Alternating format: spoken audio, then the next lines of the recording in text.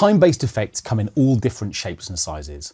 Whether you're looking to thicken the sound in your mixes with extra stereo width, give the impression that more than one player is contributing to a specific instrumental track within your mix, or maybe even just reinforce vocals with subtle or really bold echoes, producers have long since discovered the power of techniques which manipulate time. Perhaps the technique which springs most readily to mind when we think about time-based effects is delay, which, as its name suggests, records or buffers sound, holding that sound for a moment, delaying it, in other words, before playing it back. Delay effects predate pop music. They were popular techniques with early music concrete pioneers from the early 20th century, with composers like Schaeffer and Stockhausen playing around with these techniques to see what they were capable of. Tape delay involves recording a section of audio to a loop of tape and manipulating the record and read heads of that tape machine to feed a signal to a loop of tape and then play it round and round. By changing the length of the tape loop or controlling the speed of playback, a range of different tones can be produced, with a number of kind of characteristic artifacts such as hiss and pitch wobble due to the wear and tear of the tape, a really common feature of tape-based delays. And of course, it didn't take long before some of those really early, interesting, pioneering techniques reached the ears of pop music producers. And they latched on to the sort of potential power of those delay effects, whether they wanted short little slap-back delay effects for vocals or much more interesting, long, rhythmic delays. Rather than sort of commandeering entire reel-to-reel tape machines just to produce echo treatments, what tended to happen, or what became the case, was that echo units became commercially available dedicated to producing tape-like effects. These maybe started most classically with the Echoplex in 1959, a unit designed by Mike Battle, and it sort of set the standard for all echo treatments which came throughout the following decade. Roland's Space Echo followed in 1974, which featured 3 separate tape heads and variable tape speed playback for multiple delay and even reverb effects.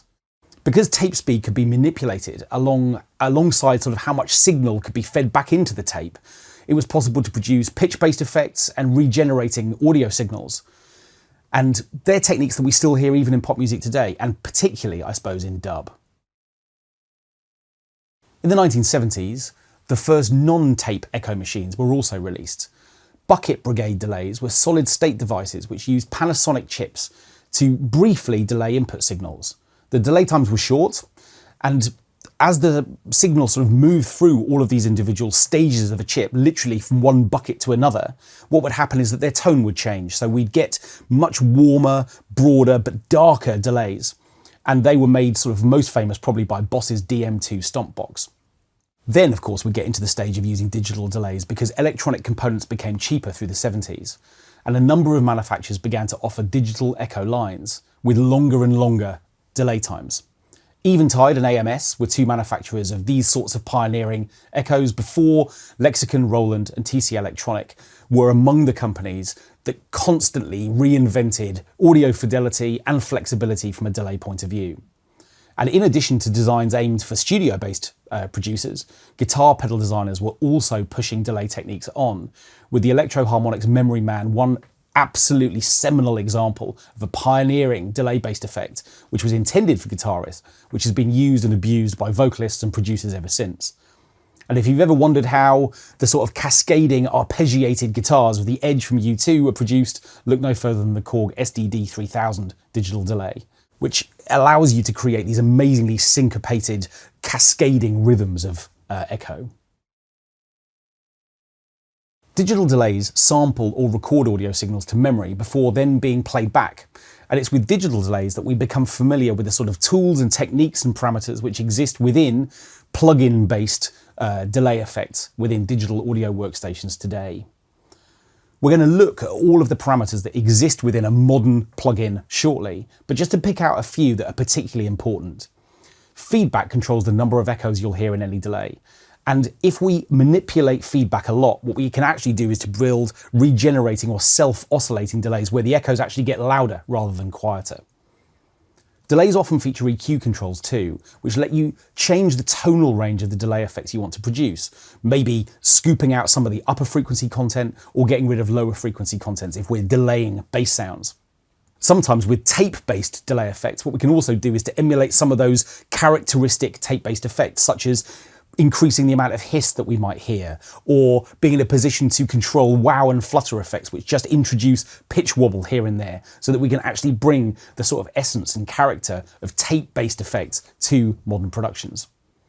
And of course, if you prefer to work outside of the box, dedicated hardware delays have never gone away, and in fact are really enjoying a renaissance right now, with units such as Universal Audio's Starlight guitar pedal and Strymon's Timeline, just 2 of 100 really popular choices for out-of-the-box processing.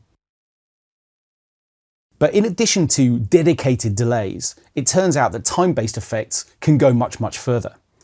Whilst an obvious audible gap between a source signal and its echoed equivalent is a popular and powerful effect, other tricks and techniques can be created by subtly taking a delayed sound source and just beginning to manipulate it.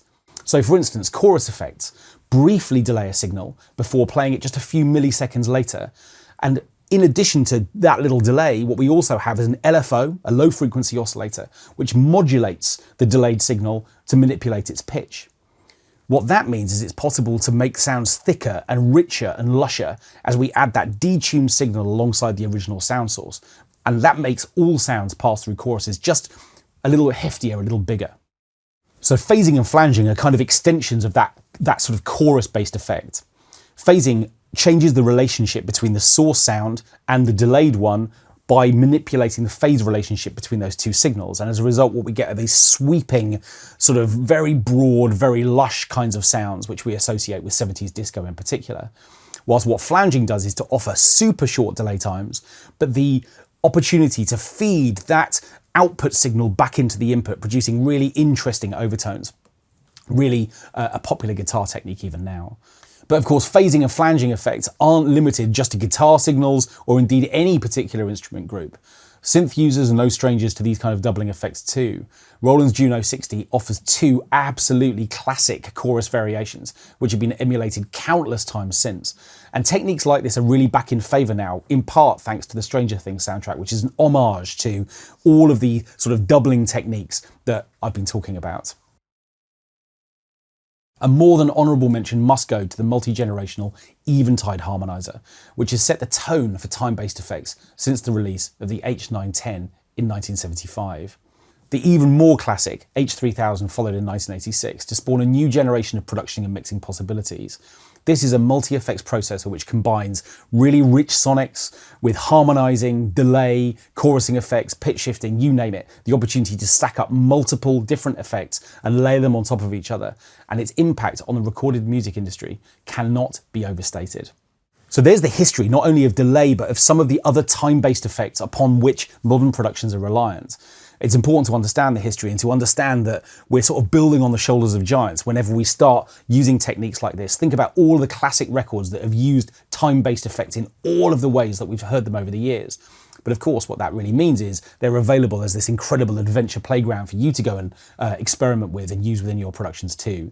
So before we get into some contextual examples of how delay and doubling effects can really massively help your productions, let's have a bit of a parameter tour to really go through a delay plugin in depth and begin to understand exactly what we have available to us.